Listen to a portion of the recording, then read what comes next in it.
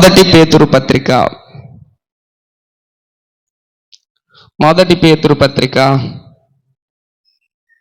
4వ అధ్యాయము. పరిశుద్ధ గ్రంథం ఉన్న వారందరూ కూడా తెరిచి చూద్దాం.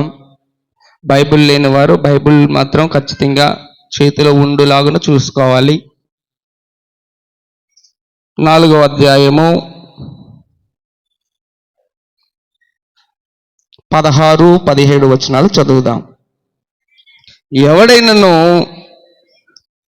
క్రైస్తవుడైనందుకు బాధ అనుభవించిన ఎడల అతడు సిగ్గుపడక ఆ పేరును బట్టి దేవుని మహిమపరచవలెను. తీర్పు దేవుని ఇంటి యొద్ద ఆరంభమగు కాలము వచ్చి ఉన్నది. అది మన యొద్దనే ఆరంభమైతే దేవుని సువార్తకు అవిధేయులైన వారి గతి ఏమవును? పరిశుద్ధ గ్రంథంలో అపోస్తులైనటువంటి పేతురు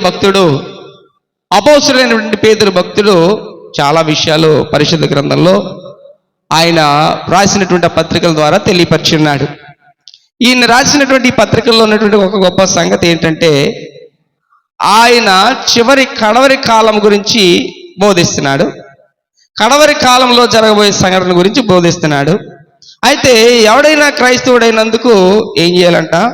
బాధ అనుభవించిన ఎడల అతడు సిగ్గుపడక ఆ పేరుని బట్టి దేవుని మహిమపరచవలెను. క్రైస్తవుడైనటువంటి ప్రతి ఒక్కరికి బాధలు ఖచ్చితంగా సంప్రాప్తం అవుతున్నాయి. ప్రతి ఒక్కరికి కూడా ఈ క్రైస్తవ జీవితంలో అందరికీ బాధలు వస్తూనే ఉంటున్నాయి. బాధలు కలుగుతున్నాయి. ఎవరు బాధలు లేదన్న వాళ్ళు ఎవరు లేరు. అయితే క్రైస్తవుడైనందుకు బాధ కలిగిన ఎడల వాడు సిగ్గుపడకుండా ఆ యొక్క పేరును బట్టి మాత్రమే దేవుని మహిమపరచవలెను. దానికి ఉదాహరణగా ధనవంతుడు లాజరు విషయంలో చూసినప్పుడు, ఈ లాజరు బళ్ళ మీద నుంచి పడే రొట్టు ముక్కలు తిని బ్రతికేవాడు అని ఉంది. అంత దేవుని నమ్మి తెలుసుకున్నటువంటి అతడు అంత కరువు స్థితి ఎందుకు రావాలి? అయినా సిగ్గుపడలేదు. ఆ రొట్టు ముక్కని ఏరుకుంటూ అబ్రహామును రొమ్మున ఆనుకున్నవాడిగా ఉన్నాడు. బాధ ఉంటుంది. యోబుకి కూడా అలాంటి గొప్ప శోధనలు వచ్చాయి. అన్ని గొప్ప శోధనలు వచ్చిన చిల్ల పెంకులతో గోక్కునేటువంటి పరిస్థితి కలిగి ఉన్నా సరే దేవునిని బట్టి మాత్రమే అతిశయించి ఆయనను మహిమపరిచాడే తప్ప మళ్ళీ తిరుగుముఖం పెట్టలేదు. ఆ మాటను బట్టి అర్థం చేసుకోవాల్సిన విషయం ఏంటంటే, నువ్వు క్రైస్తవుడు అయినందుకు సిగ్గుపడద్దు.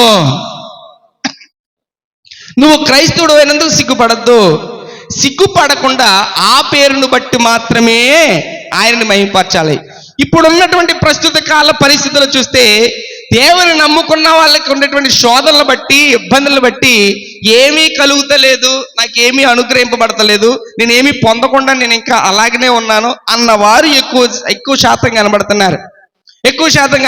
అంటే నేను ఎంత ప్రార్థన చేసినా నా పరిస్థితులు చూస్తే అంతంత మాత్రమే కనబడుతున్నాయి. అయినా సిగ్గుపడొద్దు. అయినా సమాజంలో నువ్వేమీ సిగ్గుపడొద్దు.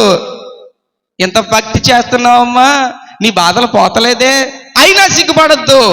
ఎంత భక్తి చేస్తున్నావమ్మా, నీ అప్పులు పోతలేదే, అయినా సిగ్గుపడొద్దు. ఎంత భక్తి చేస్తున్నావమ్మా, నీ రోగం తగ్గట్లేదే, అయినా సిగ్గుపడొద్దు. ఆయన నామమును బట్టి మాత్రమే ఏం చేయాలంట? ప్రార్థించేవారిగా, ఆయనను మహిమపరిచేవారిగా, ఆయనని గణపరిచేవారిగా ఉండాలి అని దృఢపరుస్తున్నారు. భక్తులైన వారు మనల్ని ఏం చేస్తారంటే దృఢపరుస్తున్నారు, బలపరుస్తున్నారు. ఎందుకనంటే జారిపోయేవారు ఉన్నారు, బలహీనపడిపోయేవారు ఉన్నారు, ఇందులో నీరసించేవారు ఉన్నారు, వెనకబడిపోయేవారు ఉన్నారు, ప్రార్థనలో కూడా తగ్గిపోయేవారు ఉన్నారు. ఇలాంటి వారందరూ ఉన్నారు. అయితే భక్తి విషయంలో కాంప్రమైజ్ అవ్వద్దు. నువ్వు వెనుతిరిగి చూడొద్దు. ఎన్ని శోధనైనా, ఎంత ఇబ్బంది అయినా సరే నువ్వు ఎంత అద్భుతమైన పంట కోస్తావనంటే నువ్వు ఊహించలేనంత పంట కోస్తావని దేవుడు చెప్తున్నాడు. అప్పుడు ఆకుమడి అంటే ఈ ఆకుమడి వేయడానికి ఎన్ని బస్తాల ధాన్యం తీసుకుంటారు? ఆకుమడికి ఎన్ని బస్తాల ధాన్యం పక్కన పెడతారు అమ్మా? క్లియర్గా మీ అందరికి కొంత వ్యవసాయం తెలిసిన వాళ్ళు కదా, మరి తెలియకున్నట్టు ఉండొద్దు. దగ్గర దగ్గర ఒక 10 బస్తాలు తీస్తారా కదా? ఎన్ని బస్తాలు ఉండండి? ఒక బస్తా, అందులో మళ్ళీ 10 కొంచాలంటారు. ఓ 10 కొంచాలు, అట్లీస్ట్ ఒక బస్తా అని అంటున్నాను నేను. అట్లీస్ట్ ఫైనల్గా ఒక బస్తా చూద్దాం. ఒక బస్తా ఆకుమడికి తీసి ఒక బస్తా జల్లి ఆకు వచ్చిన తర్వాత ఆ ఆకుని మొత్తం అన్ని శాఖలకి డిస్ట్రిబ్యూట్ చేసి ఊడ్చిన తర్వాత ఎన్ని బస్తాల పంటకు వస్తారు? ఒక్క బస్తా ధాన్యం ఆకుమడేసి తర్వాత అన్ని వచ్చిన తర్వాత ఈ ఒక బస్తా ద్వారా వచ్చినటువంటివి ఎన్ని బస్తాలకు వస్తారు? బస్తా వేస్తే 50 బస్తాలుగా వస్తున్నారు కదా, 50 బస్తాలు పంట వచ్చేస్తుంది కదా. ఒక మాట, ఒక భూమి, ఒక నేల మీద చల్లినటువంటి విత్తనం, ఒక బస్తా విత్తనం చల్లితే 50 బస్తాలు పంట ఇచ్చేస్తుంది. కొన్ని చేప పిల్లలు పట్టుకెళ్ళి నీటిలో పడేస్తే అవి కాస్త కొద్ది కాలానికి, కొద్ది సమయానికి, కొన్ని గంటలకో కొన్ని రోజులకో పిల్లలను పెట్టేస్తుంది. నీరేం చేస్తుంది? ఆ నీటే వాటికి ప్రాణం. ఆ నీరేం చేస్తుంది? వాటిని వృద్ధిపరచడానికి. అంటే అందులో అవి ఏమవుతున్నాయి అంటే వేసినవి కొన్నే కానీ విస్తారమైన పంట కింద అయిపోతుంది. వేసింది ఒక బస్తాయే కానీ 50 బస్తాలు పైబడి వచ్చేస్తున్నాయి కదా. దీనికి ఆజ్ఞ ఇచ్చింది దేవుడే, దానికి ఆజ్ఞ ఇచ్చింది దేవుడే. ఆదికాండంలో 1వ అధ్యాయంలో లేదా ఈ మాట? 1వ అధ్యాయంలో లేదా? దీనికి ఆజ్ఞ ఇచ్చింది దేవుడే, దానికి ఆజ్ఞ ఇచ్చింది దేవుడే. అయితే ఒక బస్తా పంటకే, ఒక బస్తా విత్తనానికే 50 బస్తాల భూమి ఇస్తే, నువ్వు దేవుని సన్నిధిలో విత్తేటువంటిది, నువ్వు దేవుని సన్నిధిలో చేసేటువంటిది, నువ్వు దేవుని సన్నిధిలో చేసే ప్రతిదానికి దేవుడు ఇంకెంత ఆశీర్వాదం. ఆయన వీటికి అధికారం ఇచ్చాడు, వీటికి ఆజ్ఞ ఇవ్వగా ఇవి పాటిస్తున్నాయి. వీటికి తండ్రి, వీటిని పుట్టించిన తండ్రి, ఆ తండ్రి చేతిలో గొప్ప శక్తి ఉంది. ఆయన సన్నిధిలో నీవు నీ పరిచర్య పట్ల కానీ, నీ యొక్క వచ్చినటువంటి రాబడి పట్ల కానీ, లేకపోతే నువ్వు మోకరించి ప్రార్థించేటువంటి పట్ల కానీ, నువ్వు విత్తిన ఏదైతే విత్తుతావో ఆ పంటనే కోస్తావు అన్నట్లుగా నువ్వు దేవుని సన్నిధిలో ఆకాశమందు ఆశీర్వుడైనటువంటి తండ్రి యొక్క పరలోక పట్టణమందు నేను నా ఆస్తిని సమకూర్చుకోవాలనేటువంటి ఆశతో నువ్వు ఇక్కడ ఏది విత్తుతావో, విత్తే పంట ఎలా మారిపోతుందో తెలుసా? నూరంతలుగా, అరుదంతలుగా ఆశీర్వాదింపబడుతూనే. సహోదరులారా, ఒక మాట, ఒక్క భూమికే అంత అధికారం ఇచ్చి ఎలా పండిస్తున్నావు? నీ కళ్ళెదురకుండా నీవే చల్లుతున్నావు, నువ్వే తీస్తున్నావు, నీవే కోస్తున్నావు, నీవే దున్నుతున్నావు, అన్ని పట్టుకెళ్ళి మళ్ళీ 50-100 బస్తాలు తెచ్చి నీవే చేస్తున్నావు, నీ కళ్ళెదురకుండా కనబడుతుంది. దీనికి అధికారం ఇచ్చింది ఆయన కదా. మరి ఆ తండ్రి దగ్గర నీవు చేసే భక్తిని బట్టి, నీవు చెల్లిన విత్తనాన్ని బట్టి, నువ్వు చేసిన పనిని బట్టి, ఒక్క పని దేవుని సన్నిధిలో, దేవుని యొక్క పరిచర్యలు నువ్వు చేస్తే నీ పట్ల ఎన్ని పనులు చేస్తాడు దేవుడు. విత్తుకోవడం రావట్లేదు, అవి ఎలా జల్లుకోవాలో విత్తుకోవాలో రావట్లేదు. అందుకనే మంచి నేలను పడిన విత్తనం ఒక్కటి మాత్రమే ఏమవుతుందంట? ఫలిస్తుంది. ముళ్ళ పొదల్లోనూ, గచ్చ పొదల్లోనూ, రోడ్డు పక్కన, త్రోవల పక్కన పడుకొని విత్తబడవో, అవి మొలవో. నువ్వు దేవుని సన్నిధిలో నువ్వు ఉన్నావు, దేవుని ఎదుట వాక్యం వింటున్నావు, దేవుని మాటల ద్వారా బలపడుతున్నావు. నువ్వు విత్తేదేది? నువ్వు ఏం విత్తుతావో ఆ పంటకు వస్తావు. నువ్వు దేవుని యొక్క బిడ్డగా నువ్వు ఎదుగుతున్నావు. ఇక్కడ చూడండి, నాకు ఈ శోధన వచ్చింది, నాకు ఈ బాధ వచ్చింది, నాకు ఈ ఇబ్బంది వచ్చింది అని నువ్వు ఎలాగంటున్నావు అంటే, నువ్వు సరిగా విత్తుకోక, నువ్వు ఒక్క పని దేవుని సన్నిధిలో చెయ్యి. నీ పనులు ఎన్ని ఉన్నాయో ఆ పనులు దేవుడు చూస్తాడు. ఒక్క విత్తనం నాటితే ఇన్ని బస్తాలు నీకు వచ్చేస్తున్నాయి అని నువ్వు నీ కళ్ళెదురుకుండా నువ్వు చూస్తున్నావే. ఒక భూమి అలాగిస్తే తండ్రి అని దేవుడు ఇవ్వలేడా? ఆజ్ఞ ఇచ్చిందే దానికి దేవుడు. నీ తండ్రి చేయలేడా? నేను ఒక ఎగ్జాంపుల్ చెప్తున్నాను. నాకు 1 లక్ష రూపాయలు అప్పు ఇవ్వగలుగుతారు, అంతకుమించి ఎక్కువ ఇవ్వలేరు. 1 లక్ష రూపాయలు నాకు అప్పు ఇవ్వగలుగుతారు, అంతకుమించి ఎక్కువ ఇవ్వలేరు. నా తండ్రి ఉన్నాడు, నా తండ్రిని చూసి 10 లక్షలైనా అప్పు ఇవ్వగలుగుతారు. కారణం ఏంటి? ఆయనలో సమర్థత ఉంది, నేను ₹1,00,000 వరకునే, ఎగ్జాంపుల్ చెప్తున్నాను తల్లి, నేను ₹1,00,000 వరకునే, ఆయన 10 లక్షల వరకుని. కారణం ఏంటి? ఇది ఇంకా 50 బస్తాలే, అయినా అనంతం, ఎన్నైనా చేయగలడు, సమర్థత కలిగినది. అయితే ఇది చేసి పొందుకోకపోవడానికి కారణం ఏంటంటే మన సోమరితనము. ఇంతకు మించి రెండో మాట లేదు. మన సోమరితనం అంతే. అందుకునే యేసుక్రీస్తు ప్రభువారు తప్పిపోయిన కుమారుడి యొక్క ఉదాహరణ చెప్పడం గల కారణం కూడా, తండ్రి ఇంటి దగ్గర ఇన్ని నివాసాలు ఉన్నాయి, ఎంతమంది తింటున్నారు, ఎంతమంది పెంచబడుతున్నారు, ఎందుకు అంత దూరం పోవాల్సిన పని? దూరంగా ఉన్న కొండలంట ఎలా కనబడతాయంట? నున్నగా గుండు కొట్టినట్టు కనబడతాయంట. దూరంగా ఉన్న కొండలన్నీ కూడా గుండు కొట్టినట్టు కనబడతాయి. దూరంగా ఉన్నాయన్నీ ఇష్టం, దగ్గరగా ఉన్నాయి.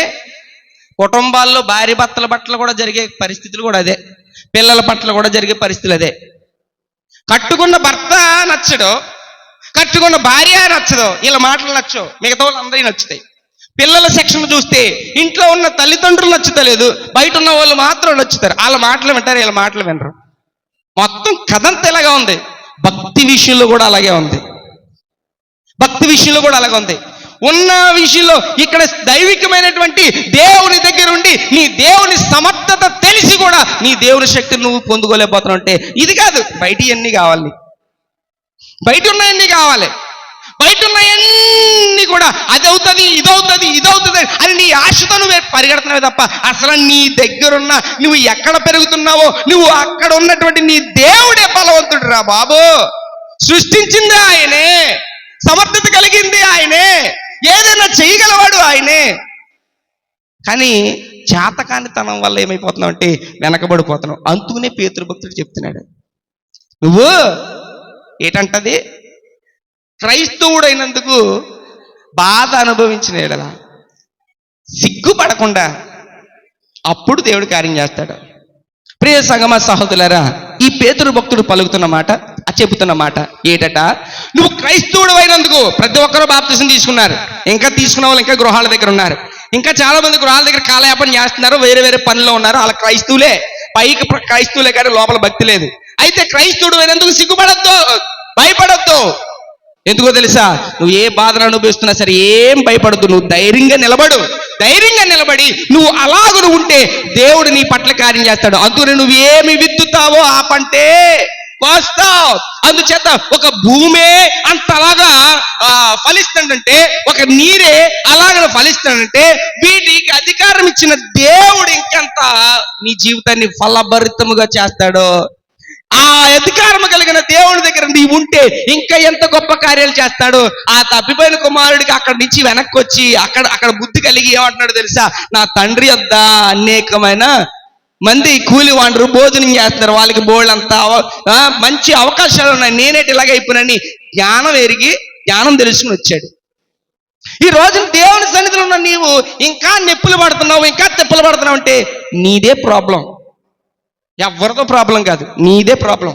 నేను మళ్ళీ చెప్పనా, ఇంకా విషయం చెప్పనా, మన సోమరితనాన్ని బట్టి మాత్రమే మనము భక్తి చేయలేకపోతున్నాం. మన సోమరితనాన్ని బట్టి మాత్రమే దేవుని దగ్గర నుంచి పొందుకోలేకపోతున్నాం. మన సోమరితనాన్ని బట్టి మాత్రమే మనం దేవుని దగ్గర నుంచి ఏమి పొందుకోకుండా ఏదో అందరి ఎదుట హేళనకరమైనటువంటి పరిస్థితులు ఉండగల కారణం మనదే. ఎక్కడికో పోన అవసరం లేదు, మనదే. నేను అంటున్నాను, నువ్వు దేవుని సన్నిధిలో దేవుని పరిచర్య పట్ల నువ్వు ఎంత వాడబడుతున్నావు? దేవుని సన్నిధిలో ఎన్ని గంటలు ప్రార్థన చేసావు? లేకపోతే గృహాల దగ్గర ఎన్ని గంటలు ప్రార్థన చేసావు? నువ్వు రోజులో ఎంత సమయం ప్రార్థనలోకి ఏకీభవిస్తున్నావు? నీ పిల్లల కోసం ఎంత సమయం ప్రార్థన చేస్తున్నావు? నీ భర్త కోసం, నీ భార్య కోసం ఎంత సమయం ప్రార్థన చేస్తున్నావు? అస్సలు మోకరించడానికి మోకాళ్ళే రావు, కానీ అన్నీ వచ్చేలా. నువ్వు విత్తకుండా నీకు పంట ఎలాగ వచ్చేస్తుంది తల్లి? నువ్వు విత్తకుండా నీకు పంట ఎలాగ వచ్చేస్తుంది? నువ్వు విత్తు, నువ్వు కన్నీటితో విత్తితేనంట సంతోషగానములతో నువ్వు పంట కోస్తావు. ఉంది, వాక్యం ప్రకటింపబడుతున్నప్పుడు ఆ విధంగా చేయాలి, ఆ విధంగా చేయాలి. అయితే ఆ కింద వచనంలో ఇంకో మాట అంటున్నాడు, ఆ కింద వచనంలో చదవండి. తీర్పు దేవుని ఇంటి యొద్ద ఆరంభమగు కాలము వచ్చి ఉన్నది. ఆగండి, తీర్పు ఎక్కడి నుంచి ప్రారంభమవుతుందంట? అమ్మా, తీర్పు ఎక్కడి నుంచి ప్రారంభమవుతుందంట? అందరి నోటితో చెప్పండి, తీర్పు ఎక్కడి నుంచి ప్రారంభమవుతుందంట? ఎక్కడి నుంచే ప్రారంభమవుతుందంట. ఇంకొక ఉదాహరణ చెప్పాలంటే, దేవుని ఇంటి దగ్గర నుంచి ప్రారంభము అని అంటే మొట్టమొదటిగా దేవుని బిడ్డలుగా, దేవుని పిల్లలుగా ఇజ్రాయేలు అనబడుతున్నారు. ఆ తర్వాత రక్షింపబడిన వారు అనబడుతున్నారు. అయితే కానీ యేసుక్రీస్తు ప్రభు వారు వచ్చి ఆయన రక్తము చిందించి ఆయన రక్తములో కడగబడినటువంటి ప్రతి వారు కూడా దేవుని బిడ్డలుగా ఎంచబడ్డారు. ఇప్పుడు మనము దేవుని కుటుంబమై ఇప్పుడు తీర్పు ఎక్కడి నుంచి ప్రారంభమవుతుందంట? ఇంటి దగ్గర నుంచే ప్రారంభమవుతుందంట. అయితే మంచి మాట చెప్పాడు, దాని తర్వాత మాట మాత్రమే చదవండి, అది చాలా ప్రాముఖ్యం. అది మన యొద్దనే ఆరంభమైతే దేవుని సువార్తకు అవిధేయులైన వారి గతి ఏంటి? అది ఇప్పుడు మీరు దేవుని ఇంటి దగ్గర నుండి ఈ యొక్క ఈ తీర్పు ప్రారంభమైతే మరి అవిధేయులైన వారు దేవుని మాటకు వ్యతిరేకముగా జీవించేవారు, దేవుని సన్నిధిన నిలబడని వారు, బాప్తిస్మము పొందని వారు, దేవుని సన్నిధికి రాని వారు, దేవుని వాక్యము పట్ల విధేయత చూపించకుండా అవిధేయులుగా నడిచేవారు, అనుసరించని వారు, నమ్మని వారి గతి ఏంటి? ప్రశ్న.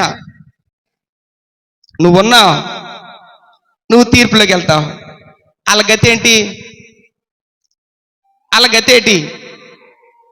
డిక్లరేషన్ అయిపోతుంది. అక్కడక్కడ మొత్తం క్లియర్గా డిక్లేర్ అయిపోతుంది అనమాట. ఏంటది? ఇంకా వాళ్ళ గతి తీర్పులోనికి కూడా వచ్చే అవకాశం లేదు. కంప్లీట్గా వీళ్ళు 100% వెళ్ళిపోతున్నారు. ఎందులోకి చెప్పండి? ఎందులోకి? నరకము. మీ నోటితో చెప్పండి, ఎందులోకి? నరకము. ఇంటి యొద్ద నుంటే ప్రారంభమవుతుంటే మనకు తీర్పు. అమ్మా, పలానా రోజున మరి పరిస్థితి ఇది కదా తల్లి, పలానా రోజున పరిస్థితి కొంత నీకు తీర్పులోని కన్నా నువ్వు వెళ్తావు. నీకున్నటువంటి ఆ యొక్క పనులను బట్టో లేకపోతే కాస్త తీర్పులోని కన్నా నువ్వు వెళ్తావు. కానీ వాళ్ళ తీర్పులను కూడా అడుగు పెట్టే అవకాశం లేదు. ఏమండి ఇంకో మాట, ఆయన తీర్పు ఆయన ఇంటి యొద్ద నుండి ప్రారంభమవుతున్నప్పుడు ఆయన ఇంటి యొద్ద ఉన్నవారు తీర్పులోనికి వెళ్తారు. అక్కడ దేవుడు ఎవరో ఏటో తేల్చుకుంటాడు. కానీ ఇంటర్వ్యూకు కూడా అటెండ్ అవ్వకున్నటువంటి అర్హత లేనటువంటి వారి గతి ఏంటంటే వాళ్ళ గతి నరకమే. అర్థమైంది ఇప్పుడు మీకు? నువ్వు ఇంకా తీర్పులోకి వస్తావు, నీకు ఇంకా నీ పనులు బట్టో, నువ్వు కాస్త తీర్పులో కాస్తంత దేవుని కనికరమును బట్టో లేకపోతే ఆ తీర్పులో ఏదో రకంగా అటో ఇటో తేలిపోతావు. కానీ వాళ్ళ గతి ఏంటంట? అవిధేయులైన వారు.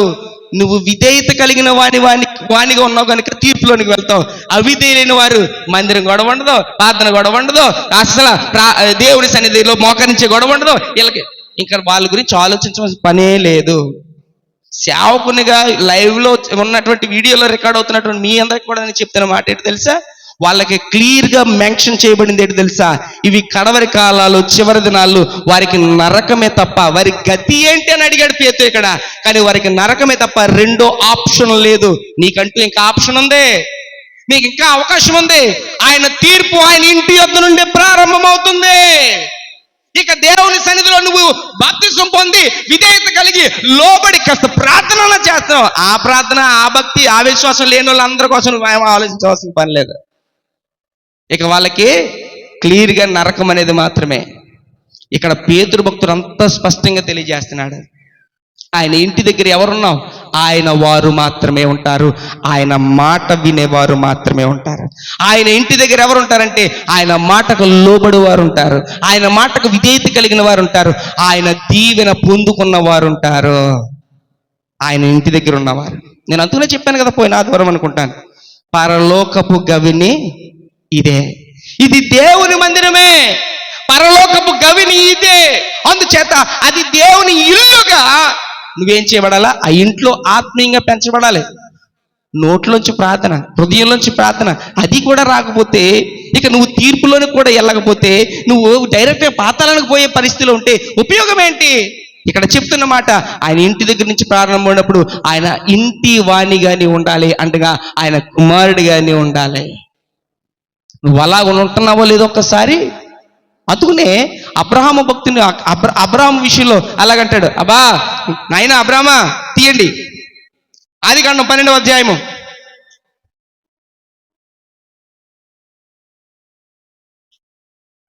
ఆదికాండం 12వ అధ్యాయము.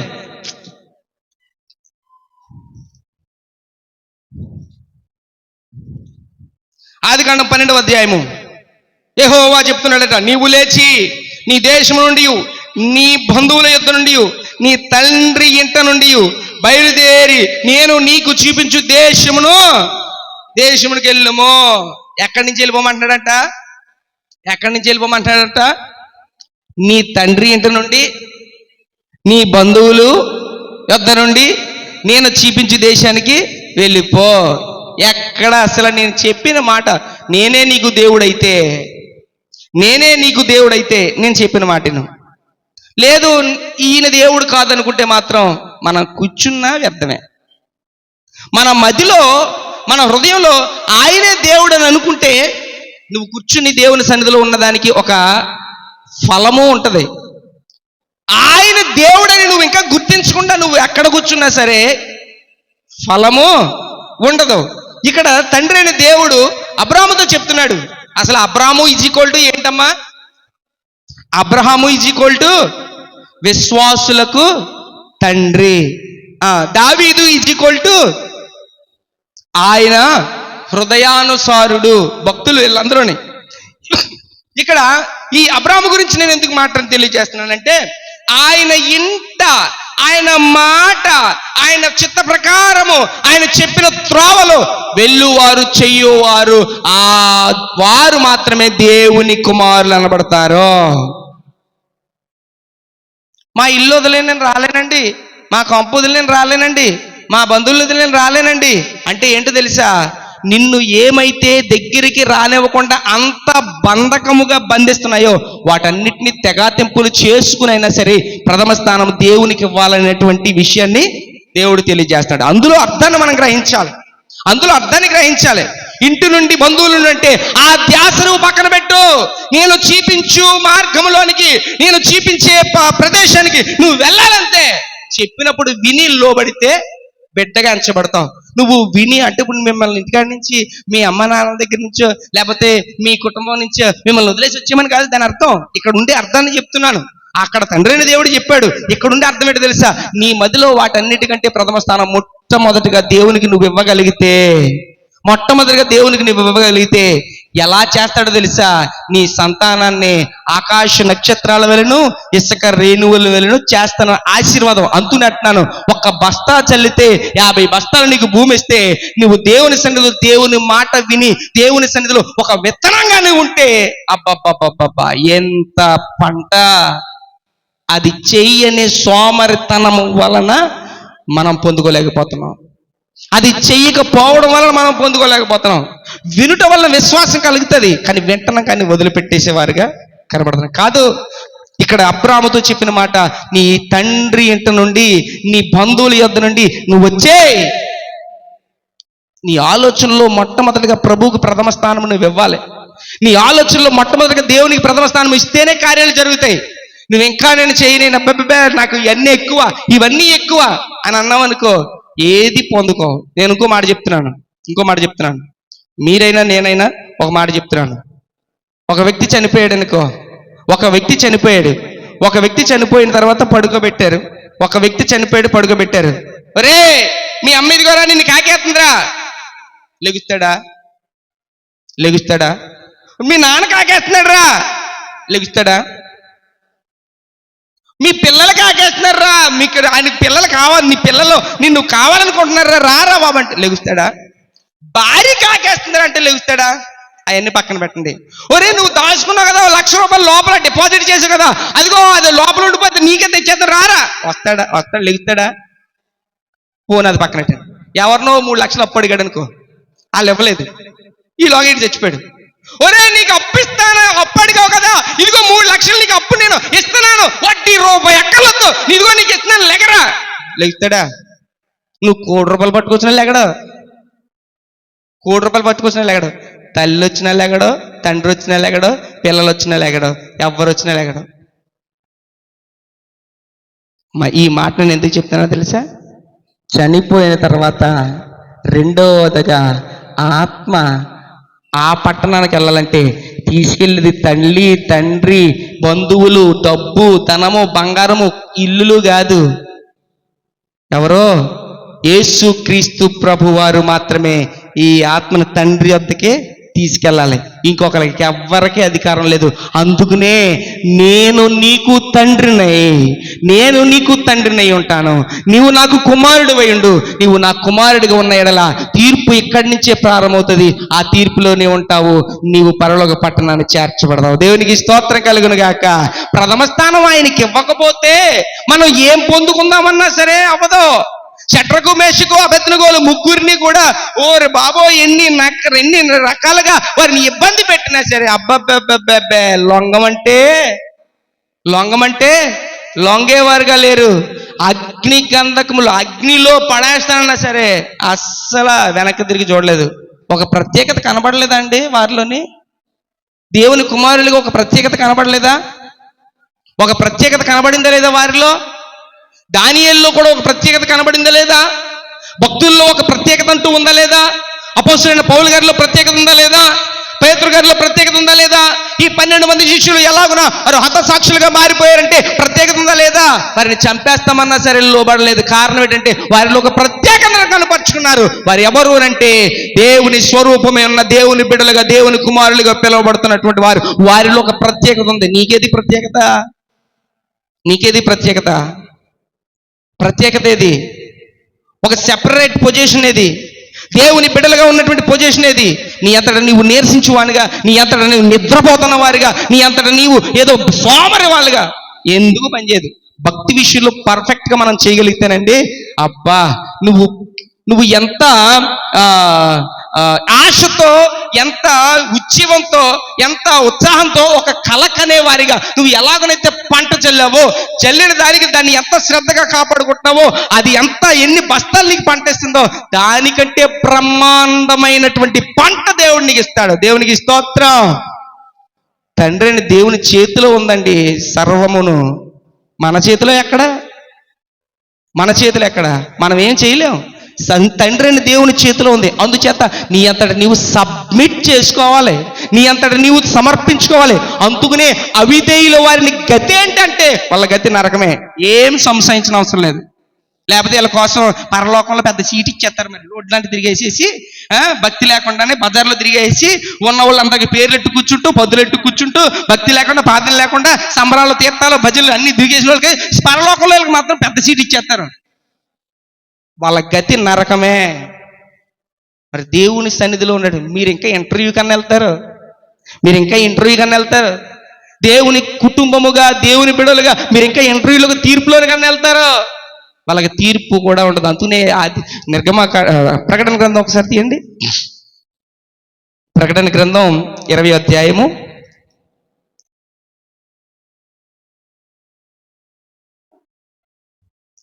ప్రకటన గ్రంథం 20వ అధ్యాయము 12వ వచనం నుంచి చదవండి.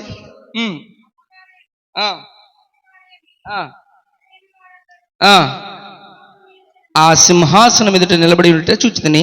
అప్పుడు గ్రంథములు విప్పబడెను, మరియు జీవ గ్రంథమును వేరొక గ్రంథమును విప్పబడెను.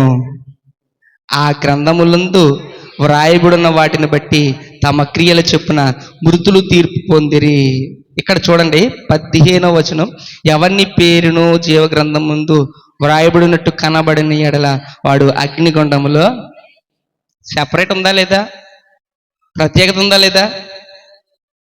జీవ గ్రంథం ఉందంట, వేరొక గ్రంథం ఉందంట. నువ్వు ఏ గ్రంథంలోకి అడుగు పెడదామని చూస్తున్నావు? దేవుని కుమారుల పేర్లు, దేవుని బిడ్డల పేర్లు జీవ గ్రంథంలో ఉంటాయి. ఆ గ్రంథంలో నీ పేరు వ్రాయబడాలంటే నువ్వు విధేయత కలిగిన వానిగా ఉండాలి. ఆ పేరు కొరకు ప్రభువా నా పేరు నీ గ్రంథములో లిఖితం అవ్వాలి అని ఆశతో నువ్వు చూడాలి.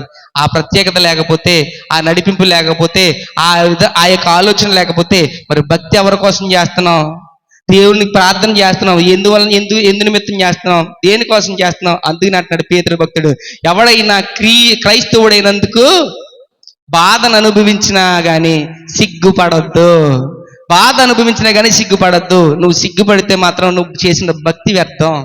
నువ్వు బాధ అనుభవిస్తున్నట్టుగా నువ్వు సిగ్గుపడుతున్నావేమో. నేను ఎలా క్రైస్తవుడిగా ఉండి నేను బాధలు ఉంటున్నాయి, ఎంత బాధ చేస్తున్నావు, నా దేవుడు ఏం చేస్తలేదు. అస్సలు సిగ్గుపడద్దు. నీ పేరు ఎక్కడ ఉంటుంది? ఎక్కడ ఉండాలి? జీవగ్రంథంలో ఉండాలి. మన పేర్లు జీవగ్రంథం ముందు రాయబడాలి. మన పేరు జీవగ్రంథంలోనే ఉండాలి. దానికోసమే మన తపన. అందుకనే ఆయన తీర్పంట ఆయన ఇంటి యొద్దనే ప్రారంభమవుతుంది. ఆ ప్రారంభమైనప్పుడు నువ్వు తీర్పులోనికి రాగలుగుతావు. నీకు ఇంకా ఆ ఆప్షన్ ఉంది. కానీ దేవుని మాట బట్టి అవిధేయత చూపించే వారి యొక్క గతి ఏంటంటే వెళ్ళిపోయేది నరకానికి మాత్రమే. ప్రియ సంగమా సహోదరులారా, మరి నువ్వు క్రైస్తవుడు అయినందుకు కొన్ని విషయాలు నువ్వు వదలట్లేదట. నువ్వు క్రైస్తవుడు అయినందుకు బాధను అనుభవిస్తున్నావు అని అంటున్నాడు. సిగ్గుపడకుండా నువ్వు ఆయన నామాన్ని మహిమపరచని అంటున్నాడు. కానీ ఇంకా వెనకాల మాత్రం ఏదో పచ్చి రొయ్యల సంచి వెనకాల సంచి తగిలించినట్లుగా చాలా అంశాలు నీ వెనకాల వెంబడిస్తూనే ఉంటున్నాయంట. అవి మాత్రం వదిలిపెట్టకపోతే మాత్రం నీవు కూడా ఇంటి నుండి ఉన్నా సరే. చూడండి, ఎలీషా భక్తుని దగ్గర గెహాజీ ఉన్నాడు, అక్కడే ఎదిగాడు, అక్కడే ఉన్నాడు. కానీ పట్టుకెళ్ళింది ఏటో తెలుసా? ఏం పట్టుకెళ్ళాడు? కుష్టి రోగం సంచి పట్టుకెళ్ళాడు. కుష్టి వ్యాధిని సంచి పట్టుకెళ్ళాడు. కుష్టి రోగం అని పట్టుకెళ్ళే కారణం ఏంటంటే అక్కడే ఉన్నాడు కదా. ఎందుకు కుష్టి రావాలి? ఉన్నాడే గాని మనసంతా ఎక్కడో, ఆలోచన అంతా ఎక్కడో ఉంది. అందుకనే ఐగుప్తు నుంచి వచ్చినటువంటి వారు, ఐగుప్తు నుంచి తేబడిన వారు, ఐగుప్తు నుంచి విడుదల పొందిన వారు మళ్ళీ ఐగుప్తు వరకే చూసేవారిని ఏం చేశాడు? దేవుడు పతనం చేసేసాడు. నేను కానాను చూపిస్తున్నాను, నువ్వు అక్కడికి వెళ్ళాలి అని చెప్తుంటే వీరు వచ్చారే కానీ వెనక్కి చూసేవారుగా ఉన్నారు. ఇంకో మాట చెప్తున్నాను, నయోమి, రూతు, ఇంకొకరు ఎవరు? ఓర్ఫా, మార్పు లేని ఓర్ఫా. ఈ నయోమి, రూతు, ఓర్ఫా ఈ ముగ్గురిని ఒక్కసారి చూడండి. వీళ్ళు వచ్చింది బెత్లెహేము నుంచి వచ్చారు. ఎవరో నయోమి బెత్లెహేము నుంచి వచ్చింది. కానీ ఈ కోడలిద్దరు ఎక్కడ తగిలారు? కోడలిద్దరు ఎక్కడ తగిలారు చెప్పాలి. ఆ దేశం ఏంటి? ఏ దేశం? ఏ దేశం అమ్మా? మోయాబీలు మోయాబు దేశంలో తగిలారు. అక్కడ వారిని వివాహం చేసింది. వివాహం చేసిన తర్వాత భర్తలిద్దరూ చనిపోయారు.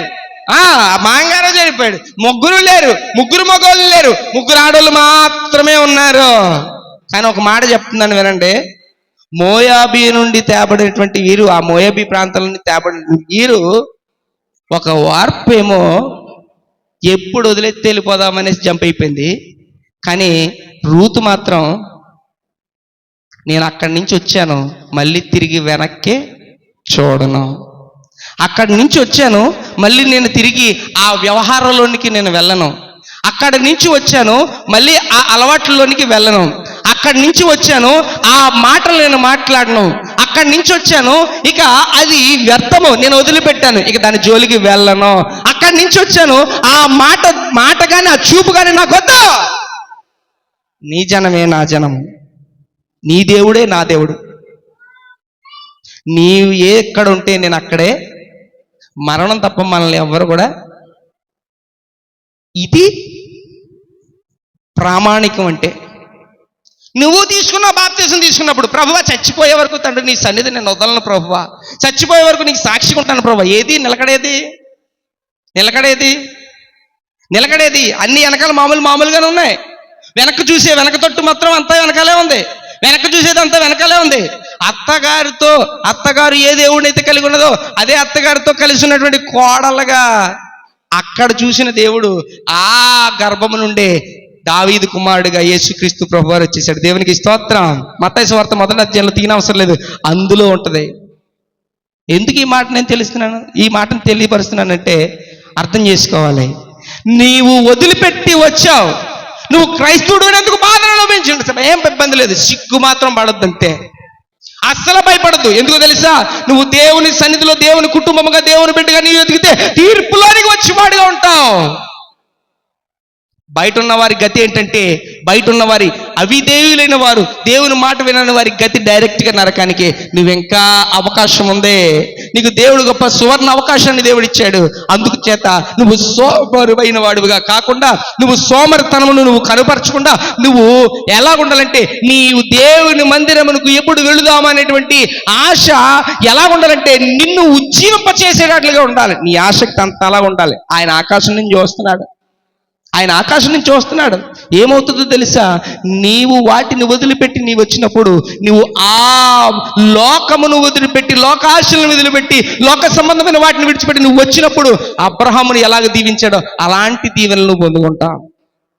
చూడండి, యేసుక్రీస్తు ప్రభువారు మరణించారు. యేసుక్రీస్తు ప్రభువారు మరణించారు. సిలువ మీద వేలాడిపోయారు, మరణించారు. సమాధిలోనికి ఏం తీసుకెళ్లారు చెప్పండి? జీవముతో ఉన్నది తీసుకెళ్లారా? జీవము లేకుండా తీసుకెళ్లారా? చిన్న క్రీస్తుని తీసుకెళ్లారా? బ్రతికున్న క్రీస్తుని తీసుకెళ్లారా? అంతే కదా. కానీ 3 రోజులు సమాధిలో నుంచి బయటకు వచ్చినప్పుడు, 3వ రోజుకి వచ్చేటప్పటికి ఎలా వచ్చాడు? జీవము గల దేవునిగా యేసుక్రీస్తు ప్రభు వారికి వచ్చాడు. దేవునికి స్తోత్రం కలుగును గాక. అదనమాట. వెళ్ళేటప్పుడు నీవు ఒకవేళ బాధతో కానీ, శోధనలతో కానీ, ఇబ్బందులతో కానీ, నువ్వు ఒకవేళ ఏ రకంగా పర్లేదు, నీ ఉన్న వాటినన్నీ విడిచిపెట్టి నువ్వు రా. వచ్చిన తర్వాత ప్రభు నిన్ను ఎలా చేస్తాడో తెలుసా? జీవము కలిగినటువంటి వానిగా, నువ్వు సంపన్నుడైన వానిగా, ఆశీర్వదింపబడిన వానిగా, దేవుని సన్నిధి నుండి ప్రయోజనకరమైన వానిగా నిన్ను చేస్తాడు. నువ్వు ఏది పట్టుకుంటే అది దీవింపబడేటట్లుగా ఉంటుంది తప్ప ఏది నాశనమో రాదు. ఎందుకంటే మన దేవుడు సమర్థత లేడు, చేయలేనోడు, పొందలేనోడు, కార్యం జరిగించలేనోడైతే ఈ పాటి వరకు మనం ఈ భక్తి చేయనవసరం లేదు. ఆయన చెయ్యగలిగే సమర్థుడు. నువ్వు నిజంగా నమ్మితే చెయ్యి. నువ్వు నమ్మితే దేవుని బ్రతిమాలుకో. నువ్వు నమ్మితేనే. నమ్మబోతే ఉపయోగం లేదు. ఇది నమ్మబోతే ఉపయోగం లేదు. అందుకని అంటున్నాను, ఇంటికాడ ఉన్నటువంటి తల్లిదండ్రుల కంటే బయట వాళ్ళు ఎక్కువైపోతుంటారు. ఇంటికాడ ఉన్నటువంటి ఆ భర్త భార్యల కంటే బయట వాళ్ళ మాటలు ఎక్కువైపోతుంటాయి. పిల్లలు కూడా అలాగే మాట్లాడుతూ ఉంటారు. ఏంటంట? ఇంట్లో ఉన్నటువంటి తల్లిదండ్రులు కూడెడుతున్నదే, కూరెడుతున్నదే, ఆహారం పెడుతున్నదే, పిల్లల్ని పెంచుతున్నది తల్లిదండ్రులే. చిన్నప్పటి నుంచి గర్భంలోంచి బయటకు వచ్చిన తర్వాత పాలిచ్చి పెంచి అన్ని విషయాలు తాతారు. వాళ్ళకి రెక్కలు వచ్చి వరకు, నీ రెక్కలు ఆల్రెడీ వచ్చేలా, ఈ రెక్కలు కాదు, ఎగిరిపోయే రెక్కలు అంటారు కదా, కనపడవయి అవి. ఆ రెక్కలు వచ్చే వరకు కూడా నిన్ను పెంచి చేసింది వాళ్ళే. కానీ వాళ్ళ ఇష్టం ఉండదు. ఇప్పుడు ఎవరుండదు? వాళ్ళ ఇష్టం ఉండదు. వాళ్ళు నచ్చరు, బయట వాళ్ళు నచ్చుతారు. అయ్య బాబా ఆంటీ, అయ్య బాబా అంకుల్, వాళ్ళు ఎవరో ఆంటీ అంకుల్ అంటారు. ఇంట్లో ఉన్న వాళ్ళు, పెంచిన వాళ్ళు, వీళ్ళు నచ్చరు. భక్తి విషయంలో కూడా అలాగే ఉంది. పెంచినటువంటి తల్లిదండ్రులుగా, లేకపోతే పెంచినటువంటి దైవ సన్నిధిలో పెరుగుతున్నటువంటి దేవుడు కంటే, ఇక్కడ సన్నిధి కంటే మిగతా అన్ని నచ్చుతాయి. తప్పు. ఇంకో మాట చెప్తాను, జాగ్రత్త వినండి. ఎందుకు వచ్చిందో ఈ టాపిక్ వచ్చింది చెప్తున్నాను. రూతు నయోమి ఓర్ఫా వెళ్ళిపోయింది, ముద్దు పెట్టింది, వెళ్ళిపోయింది, పక్కన పెట్టేయండి. రూత్ ఏం చేసింది? అమ్మా, ఇద్దరిలో ఉన్నటువంటి మ్యాజిక్ బాగా చూడండి ఒకసారి. నయోమి కూడా మంచిగానే చెప్పింది, రూత్ కూడా మంచిగానే మాట్లాడింది. నయోమి మంచిగానే రూత్ గురించి, అమ్మ అలా చెయ్యి, వెళ్ళిపోమ్మా, చూసుకోమ్మా, మీ బ్రతుకులు మీరు బ్రతకండి అమ్మా అని బాగా చెప్పింది. రూత్ కూడా అలాగేనమ్మా, కానీ నేను వెళ్ళనమ్మా, నీ ఇద్దరితో ఉంటానమ్మా. ఇద్దరికి అండర్స్టాండింగ్ అయిపోయి నిన్ను అతుక్కునే ఉంటాను. రూత్కి తల్లి లేదా? రూత్కు తండ్రి లేడా? వాళ్ళిద్దరు కనలేదా? మరి కన్నప్పుడు మరి వాళ్ళ దగ్గరికి వెళ్ళొచ్చు కదా. మరి అత్తగారి దగ్గర నుండి ఉందుకుంటూ పోవాలి. వైఎస్ జగన్మోహన్ రెడ్డి గారి చెల్లి షర్మిల గారు మాట అన్నది, ఆడపిల్ల అంటే ఏ పిల్ల? ఆడపిల్లే. వినలేదా మీరు ఎవరన్నా? ఆడపిల్ల అంటే ఎవరోట? ఆడుండే పిల్ల, ఏడపిల్ల కాదు, ఆడపిల్ల కదా. సేమ్ అదే. ఈ రూతు ఆడపిల్ల కనుక అక్కడి నుంచి ఇక్కడికి వచ్చేసింది, ఇక్కడే ఉండిపోయింది, సెటిల్ అయిపోయింది అంతే. అది దీవింపబడినటువంటి ఆ స్థితిలోనికి వెళ్ళిందా, నాశనం అయిపోయే స్థితిలోకి వెళ్ళిందా? ఇప్పుడండి ఉన్న మార్పు చెప్తున్నానే, జాగ్రత్తగా వినండి. ఉన్న మార్పు చెప్తున్నాను. తల్లిదండ్రుల దగ్గర నుంచి వచ్చినటువంటి ఆడపడుచులు ఉన్నారు చూసారా, అత్తగారుల దగ్గరికి వచ్చినటువంటి వారు. తల్లిదండ్రుల దగ్గర నుంచి మరి భర్త దగ్గరికి వచ్చి, అత్తగారుల దగ్గరికి వచ్చిన వాళ్ళు ఈ అత్తగారిని మాంగారిని ఎలా చూస్తారో తెలుసా? వీళ్ళెవరో బయటోళ్ళు, వాళ్ళే నా రక్తం, వీళ్ళెవరో బయటోళ్ళు. ఈ అత్తగారిని మాంగారిని వీళ్ళు బయటోళ్ళు. వచ్చింది ఎక్కడికి వచ్చావు, కాపురం ఎక్కడ చేస్తున్నావు, ఏ ఇంట్లో ఉంటున్నావు, మళ్ళీ ఎవరి మీద విరోధం అయిపోతుంది? అది తప్పు. నువ్వు ఆ అత్తగారిని మాంగారిని తల్లి తండ్రిగా నువ్వు భావిస్తే బ్రహ్మాండమైనటువంటి దీవెన పొందుతావు. వీళ్ళిద్దరిని మాత్రం ఎముళ్ళ కనబడతారు. మరి ఏటో వాళ్ళ తల్లిదండ్రులే, మరి నీ భర్తని కన్నది కూడా ఆ తల్లిదండ్రులే కదా, వాళ్ళు నీకు తల్లిదండ్రులుగానే కదా, తప్పేటి? అక్కడ వదిలే, అత్తగారి దగ్గరికి వస్తున్నాను. అత్తగారుల మామగారు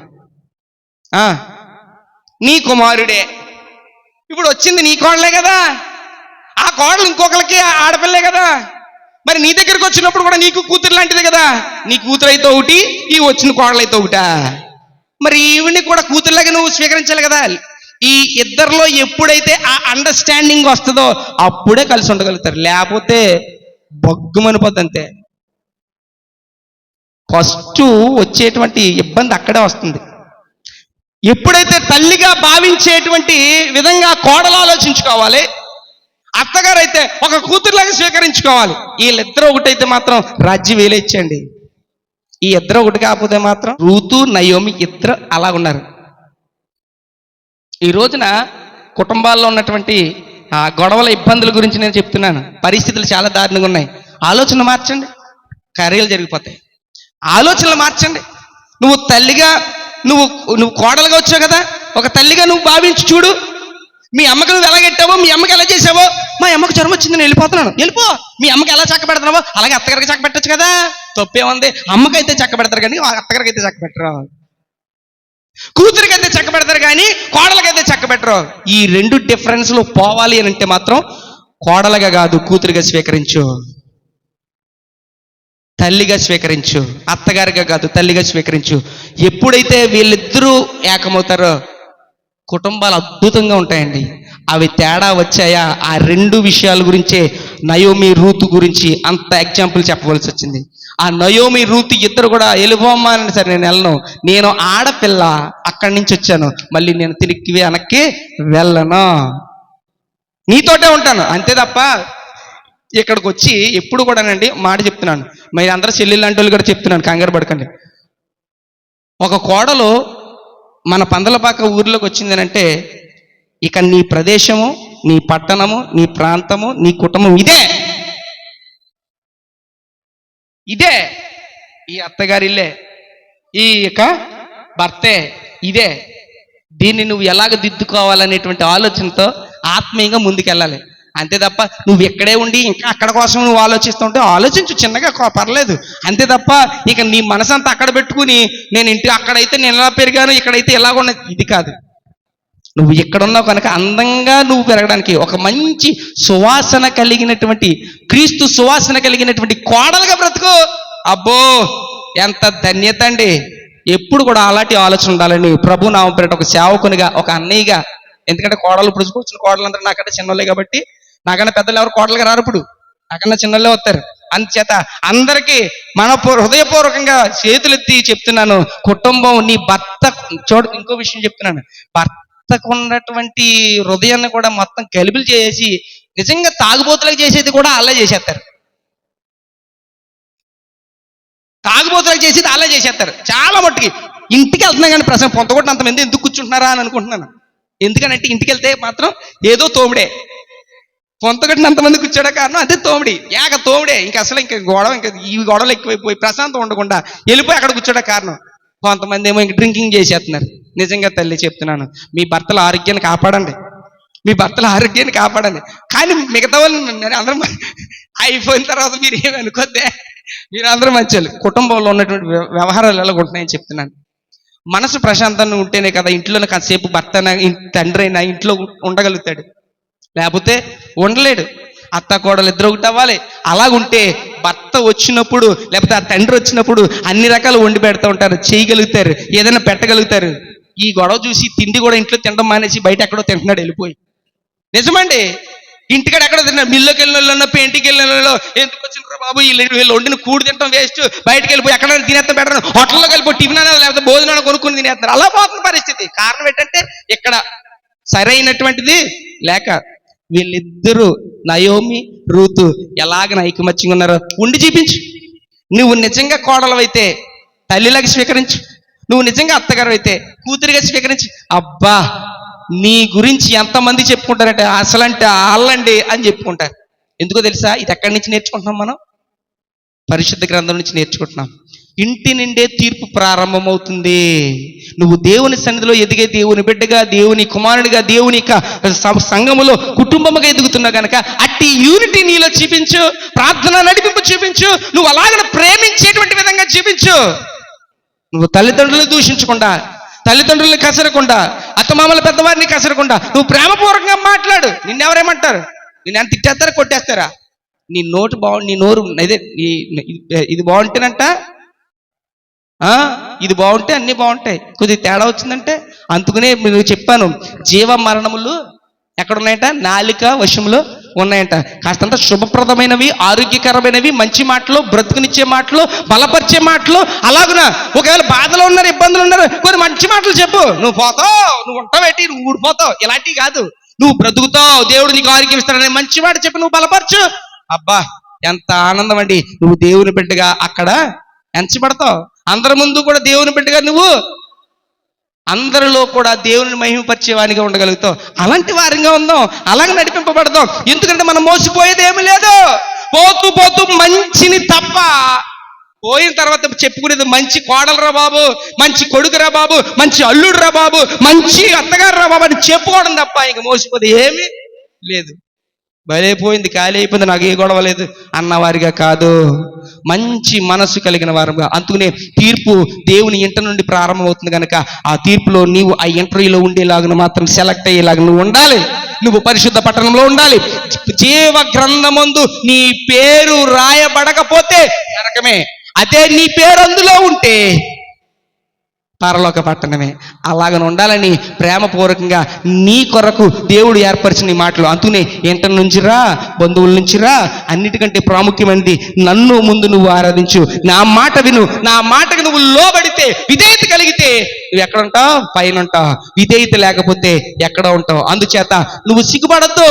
నువ్వు క్రైస్తవుడు అయినందుకు, ఈ బాధలు అనుభవిస్తున్నందుకు, ఈ శోధనలు అనుభవిస్తున్నా అస్సలు సిగ్గుపడద్దు.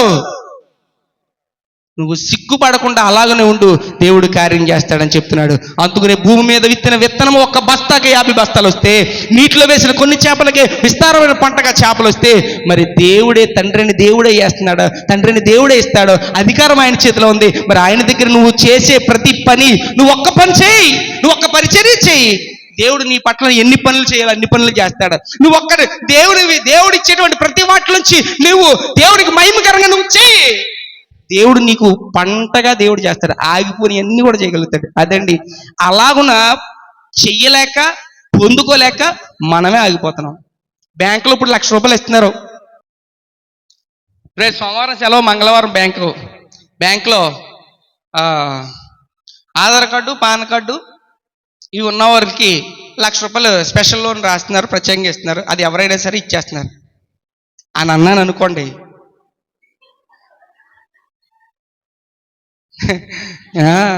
చూసారా ఆలోచన ఎంత స్పీడ్కి వెళ్ళిపోయిందో. అది ఏ బ్యాంకు? కోరపొలమా, తొసిపోడా, పందలపాకాయ్ అని అన్నాను అనుకోండి. ఆ 1,00,000 రూపాయల కోసం ఎంత పరిగెట్టేస్తాం మనం?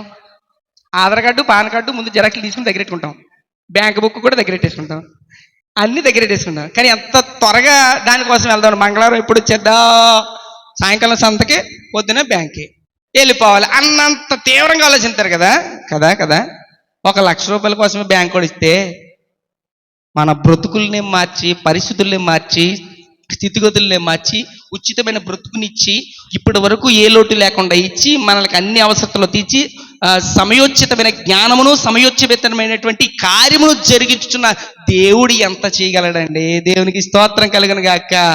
ఈ భూమి అంత ఇస్తే, నీరే అంత ఇస్తే, నీ దేవుడి దగ్గర పాదాల దగ్గర పడితే ఆయన ఇంకెంత ఇవ్వబోతాడు?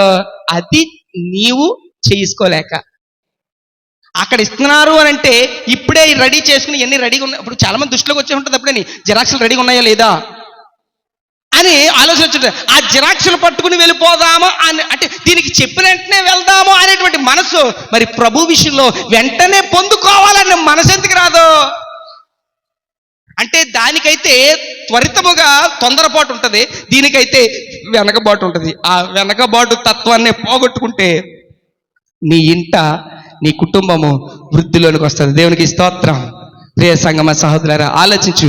నీ బిడ్డల కొరకు, నీ పిల్లల కొరకు, నీ కుటుంబం కొరకు, నీ ఆత్మీయత కొరకు అన్ని విషయాలు కూడా ప్రభువా ఇదిగో నేను విత్తుతున్నాను, దేవా నాకు పంట ఎలా వస్తుందంటే నీ ఆశీర్వాదం నువ్వు ఎలాగిస్తావో ఇస్తావు, కానీ నీ సన్నిధిలో నీ ఇంట నుండి తీర్పు ప్రారంభమవుతుంది కనుక నేను పరలోక పట్టణంలో ఉండాలి, జీవ గ్రంథం ముందు నా పేరు ఉండాలి, అలాగను మాత్రమే నేను ఉండాలి. నేను మాత్రం వెనక్కి తిరిగి మళ్ళీ మోయాబీ వైపు కానీ లేకపోతే ఐగుప్తు వైపు కానీ నేను వెనక్కి తిరిగి చూడకూడదు. అలాంటి మనసు నాలోనికి రానివ్వకుండా నన్ను నిలబెట్టు, నన్ను నడిపించి ప్రభువా అని అందరం హృదయపూర్వకంగా ప్రార్థన చేద్దాం. అందరూ ప్రార్థనలోకి వెళ్తాం. అందరం కూడా మోకరించినట్లయితే ప్రార్థనలోకి వెళ్తాం.